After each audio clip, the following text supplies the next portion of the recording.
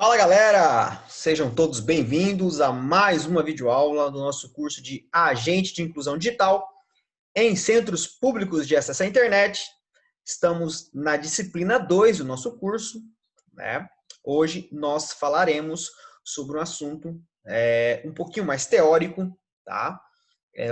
Voltado mais para os docentes, né? Para pessoas que vão ensinar, né? Docentes, instrutores, tutores. Tá?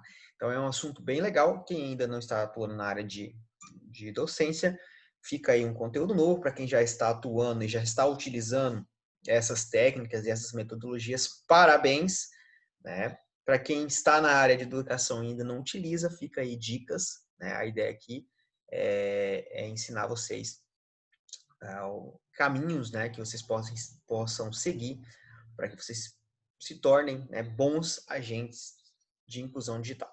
Ok?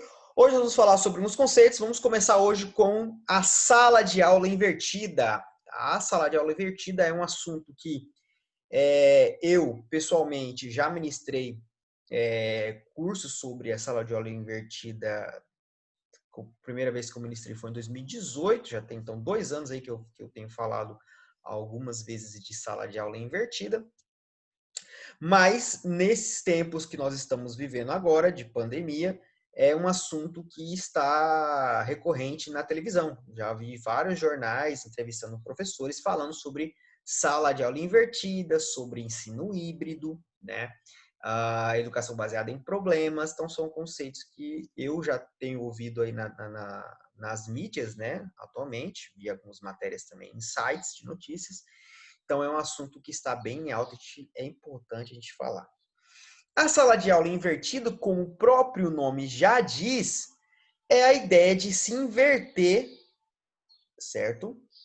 A ordem que os alunos recebem o conteúdo durante a ministração de um curso. Então, a ideia da sala de aula invertida ela é mais ou menos a seguinte. O aluno, qual é o meio tradicional que nós temos hoje em dia? Né? Suponhamos que você faça uma faculdade aí. Qual é o meio tradicional? Você sai de sua casa, você vai na faculdade e você vai receber o conteúdo daquela aula, né? Então, suponhamos que seja uma aula que vai acontecer hoje, né? Você vai receber o conteúdo dessa aula na hora da aula.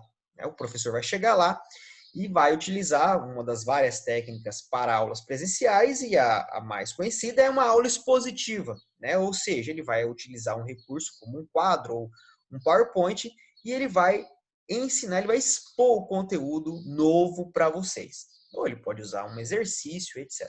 Bom, a ideia da sala de aula invertida é o seguinte: o aluno recebe os conteúdos da aula, esse conteúdo que o professor iria passar de forma expositiva para ele recebe antes da aula.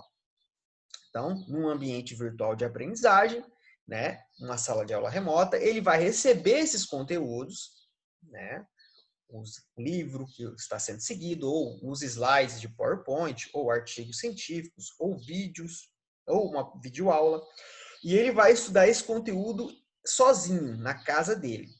Após ele estudar esse conteúdo na casa dele, ele vai para a sala de aula presencial, né?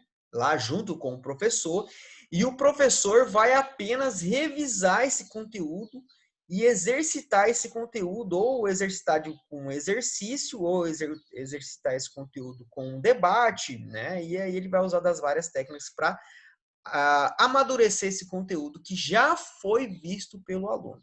Então, essa é a ideia básica da sala de aula invertida, que está muito ligada ao ensino híbrido que está sendo proposto hoje. A gente está vendo várias escolas voltando, e a ideia do ensino híbrido é bem parecida, ele segue nessa mesma linha. O ensino híbrido é o quê? É o aluno ver o conteúdo em casa, né, de forma, ou seja, online, sozinho, individual, o ensino e à distância, e ele vai na escola presencial para exercitar esse conteúdo. Então, a ideia do ensino híbrido ela bem está ligada diretamente ao contexto de sala de aula invertida e outras técnicas que eu vou abordar, ok? Então, a gente vai falar aqui um passo a passo da educação né, desse material. Esse material é um material que eu já tinha para ensinar esse assunto, tá? Então, estou usando o mesmo, porque já é algo que já tinham trabalhado anteriormente, como eu falei para vocês. Tá? Apesar de eu ser um professor de informática, né, eu tenho pós-graduação em docência universitária, então, e tenho estudado esse assunto de ensino à distância já tem algum tempo, como eu falei para vocês lá na apresentação. Muito bem, então o primeiro passo, como eu falei, é introduzir aos alunos, antes da aula presencial, os conteúdos dessa aula. Então, os conteúdos são o quê? Textos, vídeos, fóruns, tá? As mais variadas possibilidades para que o aluno estude sozinho antes, né? Eu, como professor, já trabalho com EAD já tem um tempo, recomendo muito o uso de videoaulas, né? Como essa que eu estou gravando ela para vocês agora, tá? Então, essa é a ideia. Primeiro passo, expõe o conteúdo para o aluno, que ele estude sozinho, que ele aprenda, que ele conheça o conteúdo sozinho, né? Segundo passo, o aluno pode rever o material caso tenha dificuldade, além de fazer outras pesquisas que aprofundem o tema estudado de acordo com seu interesse. Esse é o motivo, esse é o momento, desculpa, em que ele vai levantar as dúvidas, comentários e complementos que levará à sala de aula presencial. Ou seja, ele vê o conteúdo e aí, olha, ao ele ver o conteúdo, ele vai montar as dúvidas dele, né? Ele vai montar quais são os questionamentos que ele tem para levar para o professor para perguntar. Tá? O terceiro passo, então, na sala de aula presencial, os alunos tiram as dúvidas e o professor propõe e orienta projetos e atividades e debates acerca do tema. Ou seja, como eu falei, ele vai exercitar. Tá? Uma das propostas, né, que vem se debatendo muito nos últimos anos, nesse tipo de educação, é a educação baseada em problemas, que eu vou falar já já. Tá? Então, às vezes o professor passa um exercício e ele tenta trabalhar um problema, uma resolução de um problema X, que ele trabalha isso em um grupo de alunos. Então, por exemplo, eu tenho um problema, eu quero saber, por exemplo, vou dar um problema muito simples. O professor passa o seguinte exercício. Você tem um carro, né? Um exercício de física, por exemplo. Você tem um carro, então quanto tempo tu demoraria para chegar com esse carro andando tantos quilômetros por hora, você chegar à próxima cidade vizinha que está a 30 quilômetros de distância, com condições de tempo A, condições de trânsito B. Então, você monta um problema, né, que vai usar o raciocínio dos alunos e o conteúdo que ele aprendeu antes para que ele consiga resolver esse problema e trazer uma solução proposta, tá? Esse tipo de trabalho a gente vai falar um pouquinho mais já já. Então, como eu falei, na sala de aula presencial, o aluno vai apenas exercitar o conteúdo que ele já aprendeu. O momento presencial, portanto, deve não só trazer conteúdos, mas também desenvolver as habilidades intra e interpessoais dos alunos. Tá? Então, como eu falei, projetos, educação baseada em problemas, debates, né, algo muito utilizado, e os próprios exercícios que aí vêm com as atividades. Tá? Benefícios da sala de aula invertida. Construção de conhecimento, muitas vezes construção de conhecimento coletivo, né? Os alunos conseguem construir conhecimentos em grupo, tá? Criatividade para resolver os problemas, então você consegue fazer os alunos forçarem os alunos a utilizar muitas vezes a lógica, que é algo muito essencial nos dias de hoje, para que eles consigam resolver os problemas, usar a criatividade também, que é algo muito essencial. A autonomia, o aluno estuda sozinho, então o aluno tem autonomia para estudar a hora que quiser e a hora que precisar, como vocês estão fazendo esse curso Fique Agora, vocês estudam, vocês têm autonomia para fazer as atividades de vocês na hora que vocês precisarem, né? Os encontros presenciais na sala de aula invertida, às vezes é 2 vezes por semana, 3 vezes por semana, depende muito do sistema. A automotivação, então o aluno tem formas de você automotivar o aluno a continuar estudando, né? É uma maneira mais prática de se estudar. A colaboração, como eu falei, trabalho em equipe, e a organização também, que vem muitas vezes do trabalho em equipe. Ok? Muito bem, então esses são os principais conceitos aí da educação, né? Utilizando uma sala de aula invertida, né? Ou, como queiram, se falado muito agora, né? Usar um ensino híbrido é basicamente isso, tá? Entre os projetos que eu falei para vocês de uma sala de aula invertida, nós temos, como eu falei, a educação baseada em problema, né? E uma das ferramentas que a gente usa bastante na educação baseada em problemas é o hackathon. O hackathon, acho que vocês já ouviram falar bastante, o hackathon é um desafio, né?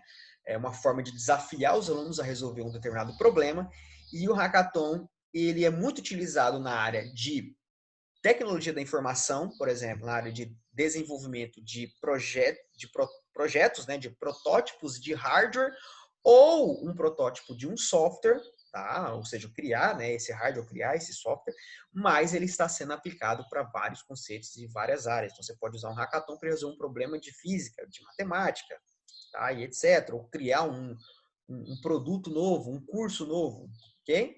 Então, o formato, geralmente, do hackathon, ele vai seguir o quê? A ideia, ou seja, você tem que propor, né, um desafio para esses alunos, né, um desafio, um problema, né, e a ideia do hackathon é um problema bem elaborado, não pode ser um problema muito simples, tá? A ideia é um problema grande que demande muito esforço dos alunos, né, das equipes para resolver esse problema. Com o desafio proposto, você forma-se as equipes, tá? E tem uma coisa no hackathon que é muito importante, tem que ter um prêmio, tá? Então, todo hackathon tem um prêmio. Então, se a gente tem vários tipos de hackathon, tem hackathons que dá viagem, tem hackathons que dá dinheiro. É lógico que você não vai dar dinheiro para os seus alunos ainda não na escola que você atua. Mas é necessário que exista uma premiação. Né? No mais comum que vocês vão utilizar na sala de aula de vocês é a nota. Né? Então, você precisa trabalhar um benefício para os alunos. Tá? Então, vocês podem, o mais comum é utilizar a nota, né? Uma pontuação. Eu costumo sempre ressaltar que é importante que essa nota seja uma nota que seja satisfatória e que usem notas extras, tá? Não fique só na nota comum. Normalmente, quando eu utilizo esse tipo de tecnologia nas minhas aulas, aí eu trabalho, por exemplo, com gerenciamento de projetos no ensino superior de informática, eu uso muito pontos extras. Então, se o aluno, a equipe que ganha um hackathon, por exemplo, eu dou, por exemplo, 20 pontos extras na disciplina. É um mais, é um bônus, é um a mais, entendeu? Então, você tem que ter esse tipo de pensamento, senão não funciona legal. Tá? Então, com as equipes formadas, elas vão propor as várias soluções. Então, você vai dar um tempo para eles trabalharem nisso. Né? Hackathons, normalmente, os mais comuns, como são hackathons de evento, duram um final de semana inteiro. Então, as equipes trabalhando sempre. Mas isso no decorrer da sala de aula, tu pode trabalhar aí uma semana toda para eles resolverem um hackathon dura uma semana toda para eles resolverem propor uma solução para aquele problema, tá? E aí, por final, existe uma apresentação, eles vão propor as soluções. A maioria dos hackathons de informática na área de tecnologia da informação, geralmente quando é software, eles têm que apresentar um protótipo de um software, desenvolver um aplicativo, mas aí você decide como vai ser essa apresentação, pode ser só PowerPoint, né? Só apresentar a ideia, mas a legal é que pense assim, em alguma coisa mais prática que ele possa apresentar, né? Um protótipo de um produtozinho. E aí a apresentação você chama pessoas terceiros para ajudar você a avaliar, e aí você elege aí a primeira, segunda ou terceira equipe, né? Por ordem, monta um pódio, por exemplo. Então essa é a ideia do hackathon. É muito legal, tá? Isso motiva muito os alunos gostam muito disso, falo por experiência própria, porque eu já uso nas minhas aulas, já usei, já participei de organização de hackathons, então, assim, vale muito a pena, tá? Tudo isso vem, né, como eu falei, na sala de aula invertida a gente usa muito atividades e os projetos, e esses projetos são como o hackathon e a educação baseada em problemas, tá? Então, a ideia é montar um problema. Então, por exemplo, você tem que fazer uma pergunta motivadora, comece com uma questão que não possa ser resolvida facilmente. Por exemplo, com apenas uma pesquisa no Google, tem que ser um problema elaborado. Lembra desse probleminha que eu montei de física, aqui agora na videoaula com vocês? Algo que você eleve vários parâmetros que ele precise pensar, que ele precisa exercitar, fazer contas, né? Trabalhar em equipe, muitas vezes, tá? Não pode ser algo muito simples, como uma pesquisa no Google, como está dizendo no material. Assim, o assunto da aula é introduzido de forma instigante e o professor é capaz de averiguar quanto seus alunos sabem sobre o tema. Passo 2, desafio proposto. Apresente o desafio para a turma.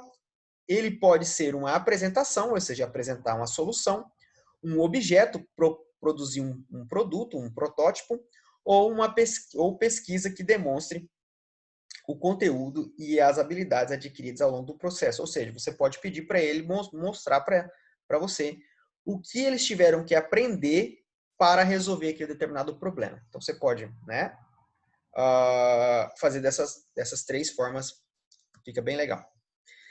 Passo 3, pesquisa e conteúdo. É hora dos alunos se tornarem especialistas no assunto em questão, ou seja, eles precisam agora se virar sozinho para resolver aquele problema que você montou para eles. Eles devem ir atrás de diversas fontes, né? Então, a ideia é eles vão para a biblioteca, eles vão para a internet, né?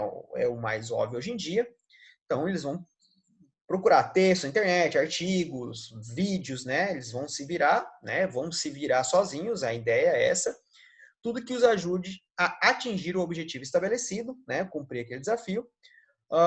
E aí, 4, cumprir o desafio. Nessa etapa, os alunos cumprem o desafio proposto e encontram uma maneira de colocar em prática os conhecimentos e competências que adquiriram durante a pesquisa. Caso o projeto envolva a criação de objeto pouco familiar aos alunos, como um filme, ou um robozinho, ou um aplicativo, recomende mentores que possam supervisionar e orientar o trabalho. Então, geralmente em hackathons, né? O uso do hackathon está ligado à educação baseada em problemas, óbvio, como vocês estão percebendo. Em hackathon nós temos os mentores das equipes. Então, os mentores são aqueles profissionais, né, já profissionais da área. Então, se for um hackathon de TI, é um professor de TI que vai ser um mentor, ele vai dar ideias, ele vai mostrar caminhos para que as equipes sigam. Ele não vai fazer o produto para os alunos, ele só vai ajudar os alunos a seguir caminhos mais fáceis para eles alcançarem aquele objetivo, tá bom? Então, como eu falei, hoje também existe um espaço que está sendo muito difundido nas escolas, especificamente nos institutos federais, tá? Que são os Fab Labs. Os Fab Labs são espaços também chamado de espaço maker, né? É um espaço de construção. Se vocês colocarem na internet espaço maker ou Fab Labs, vocês vão ver, são espaços onde tem várias ferramentas, cortadoras a laser, impressoras 3D para criar protótipos, onde os alunos vão para esses locais, esses laboratórios, para desenvolver os produtos que foram propostos em um hackathon ou um problema do dia a dia de uma aula, por exemplo. Então, são coisas bem legais, estão sendo utilizadas. Digo isso porque na rede federal está sendo incentivado isso através de editais para montar Fab Labs nos campos dos institutos federais. No Instituto Federal que eu trabalho vai ter Fab Labs em todos os campos, então é o que está acontecendo hoje, está chegando aqui no Brasil esse tipo de tecnologia, ok? 5, da utilização de problemas, tá? Passo 5, os alunos refletem sobre o tema por meio de debate. Então, quando eles vão apresentar o produto deles ou o resultado da pesquisa, como eu falei, né, eles apresentam, é importante que você crie uma discussão sobre o que foi apresentado, ou seja, quando uma equipe apresentar a resolução do problema, as outras equipes você deve fomentar perguntas e respostas, tá? Né, fazer essa discussão, ou você pode fazer um debate ou uma roda de conversa. Durante essa fase, tanto o professor quanto os mentores, caso você esteja usando mentores, tem espaço para provocar a turma com perguntas e dar feedback quanto ao trabalho desenvolvido. Então, aqui é a hora que você vai instigar a galera a discutir. E 6, responda a pergunta inicial. Sabe a pergunta motivadora do início, né? Ou seja, qual era o desafio inicial que os alunos deviam seguir? Agora volte a ela para que os alunos a respondam de acordo com os seus novos aprendizados. Isso aqui tem mais... essa pergunta motivadora, ela é o próprio desafio em si. Então, quando os alunos eles vão apresentar as soluções, essa própria pergunta já vai ser respondida de forma automaticamente. Então, na prática mesmo, a gente encerra aqui nesse passo 5, que é depois a discussão, né, o debate sobre a ideia. E 7, avaliação do aprendizado. Por fim, o professor aplica avaliações. Isso aqui fica muito opcional. Eu, por exemplo, eu avalio mesmo, quando eu utilizo esse tipo de projeto, eu avalio o produto que o aluno entregou e o quanto ele se esforçou, quais foram os caminhos que ele chegou para resolver aquele determinado problema. Então, a minha avaliação, ou seja, você tem que avaliar aquilo, obviamente, e a avaliação é daquilo que o aluno apresentou e quais foram as soluções que ele encontrou, quais foram os objetivos que ele conseguiu cumprir e etc. Tá? Então, tá aí. Aspectos essenciais, conteúdo significativo, tem que ser algo interessante. Tá? Na educação baseada no problema, você precisa ser algo que instigue os alunos a pesquisar, não pode ser algo banal, vamos colocar assim. Né? A pergunta tem que ser instigante e o protagonismo, quem é o foco é o aluno, ou seja, são as equipes dos alunos. Você é um mediador, você joga a bola para eles jogarem, né? E você vai ali ficar mediando o trabalho. Não é sentar na cadeira e não fazer nada, é você ficar supervisionando as equipes, vamos colocar assim, né? Vai lá, vai chegando uma equipe, pergunta como é que eles estão, você vai fazer aquele papel de ir em equipe, de tempos em tempos e ficar vendo qual é o percurso que eles estão seguindo. Você pode dar ideias para eles, você pode falar, ó, essa ideia não tá legal, isso não vai dar certo. Então essa é a ideia do professor nesse tipo de educação. Ok? Galera, isso é educação do século XXI, tá? Isso não tem volta mais. Tá? Então, para quem já é professor aí e ainda não utiliza esse tipo de técnica na sua sala de aula, é muito importante você começar a pensar nisso. Tá? Aquela ideia de aula expositiva do século passado vai morrer, está morrendo, tá bom? É realidade isso. Lógico que tem áreas ainda que fica mais difícil da gente utilizar esse tipo de metodologia, mas, né, praticamente quase todas as áreas que eu tenho visto, e eu trabalho num campus do Instituto Federal que tem vários professores de várias áreas, a gente tem conversado muito e dá para fazer isso, tá? Em várias áreas, se não todas. Tá? Os alunos, pesquisa e inovação, os alunos devem buscar informações em diversas fontes, então você tem que propor fontes para eles, né? Então, é imprescindível que exista, por exemplo, um acesso na internet para os alunos. Se você vai fazer, por exemplo, um hackathon em uma escola, então dê ferramentas, permita que os alunos vá aos laboratórios de informática ou que eles pesquisem em casa por um tempo bacana, tá? E o feedback e a revisão é importantíssimo, tá?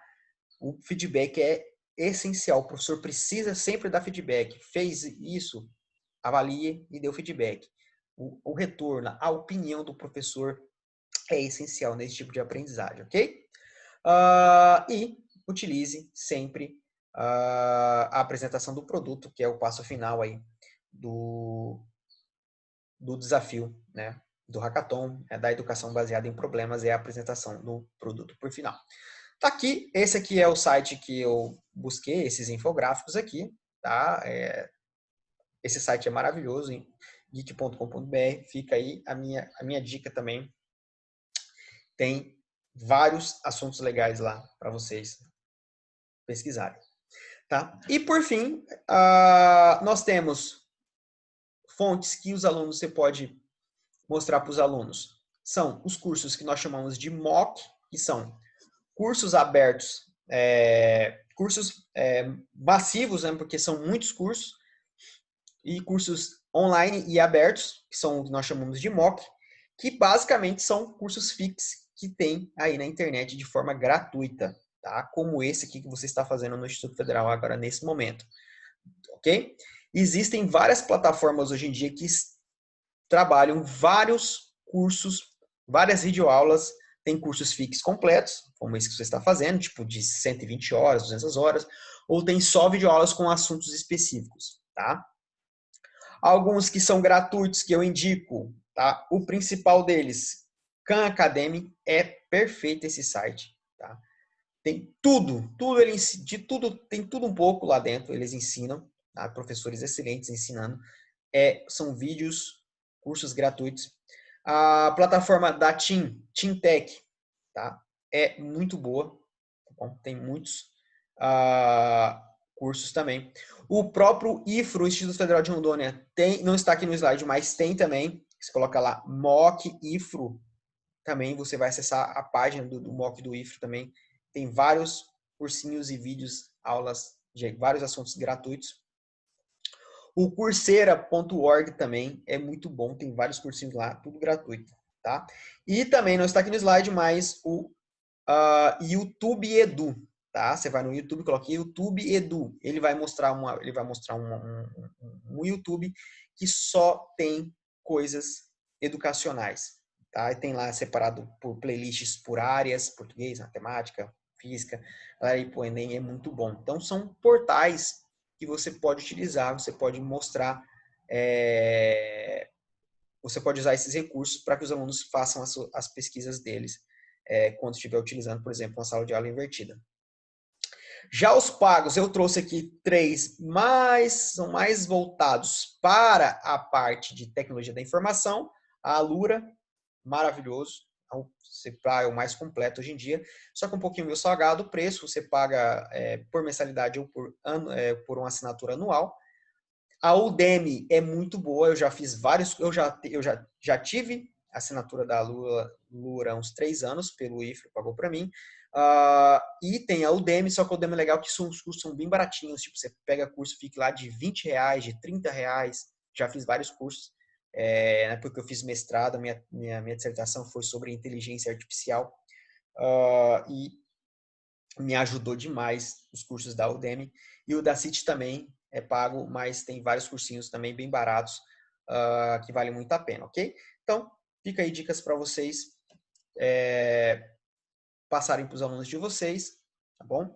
Espero que vocês tenham gostado da videoaula de hoje e até mais. Um abraço.